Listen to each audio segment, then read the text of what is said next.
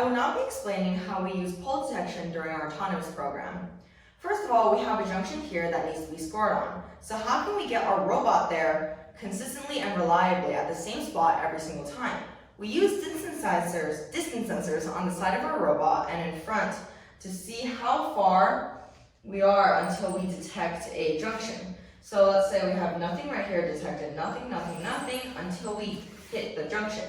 So now using the distance sensor, we know exactly how far we are from the junction to our robot, and we know whether we need to be closer or farther away from it.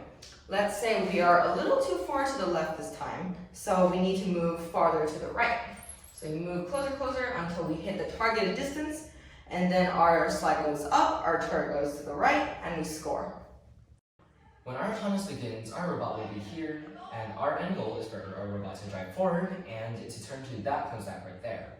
So to accomplish this consistently and accurately, we use IMU headings. When we press initialize, our robot will set this heading to 0 degrees and this heading to 90 degrees. And this never changes, which is very important. So when our robot begins moving, it may end up like this, or even bump into another robot. But even if that happens, our robot will still turn to 90 degrees heading instead of turning regular 90 degrees. And since 90 degrees yaw never changes, then our robots will be able to turn to this perfectly every time. After finishing several cones, a robot might be misaligned like this or like that, which will probably make it difficult for a robot to go to the parking zone. So to fix this misalignment, we use pole squaring. So how do we do this? We have 2 distance sensors on both sides of the robot, and once the distance sensor detects a junction, the motors on that side will stop moving.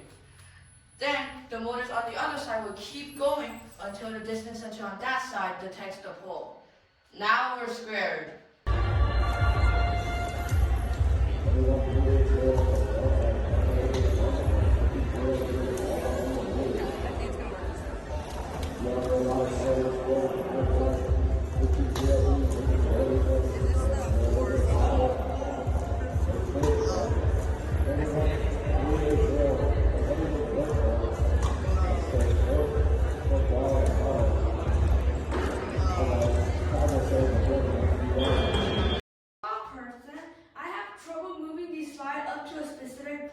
Junction.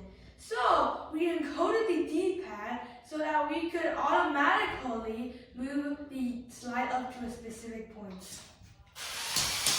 Just like that. And even though the D-pad is on, I can still move it and adjust it. In a situation where our slide is over the junction like this, when we move our slide down, our base of the robot will start to tip over. To prevent this, our robot checks the IMU pitch angle constantly, and if the pitch angle exceeds a certain amount of degrees, that would automatically mean that our robot is tipping over. Thus, the program would raise the slide up, and it will stabilize our robot. I am the main driver, and I use the Joy-Cons to move our robot around.